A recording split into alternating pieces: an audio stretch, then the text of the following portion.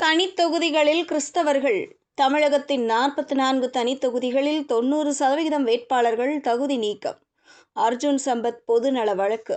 தமிழ்நாட்டில் உள்ள 44 தனித்தொகுதிகளில் இதுவரை தாக்கல் செய்யப்பட்டுள்ள வேட்பு மனுக்களில் 90% கிறிஸ்தவர்களால் தாக்கல் செய்யப்பட்டுள்ளதாக நம்பத்தகுந்த தகவல்கள் கிடைத்துள்ளதாகவும் மனுவில் அர்ஜுன் சம்பத் கூறியுள்ளார். தமிழக சட்டமன்ற தேர்தல் 2026 நெருங்கி வரும் வேளையில் தனி தொகுதிகள் தொடர்பான ஒரு சட்ட போராட்டம் தமிழக அரசியலில் பெரும் புயலை கிளப்பியிருக்கிறது. இதன் பின்னணியில் உள்ள உச்சநீதிமன்றம் தீர்ப்பு மற்றும் தற்போதைய சென்னை உயர்நீதிமன்ற வழக்கை பற்றி விரிவாக பார்ப்போம். இந்திய அரசியலமைப்பு சட்டம் உருவான போது அரசியலமைப்பு ஆணை 1950 பிறப்பிக்கப்பட்டது. இதன் பிரிவு 3 படி இந்து மதத்தை தவிர வேறு மதத்தை பின்பற்றும் எவரும் பட்டியலினத்தவராக கருதப்பட மாட்டார்கள் என்று கூறப்பட்டது. பின்னர் 1956 சீக்கியர்களும் பௌத்தர்களும் இதில் இணைக்கப்பட்டனர்.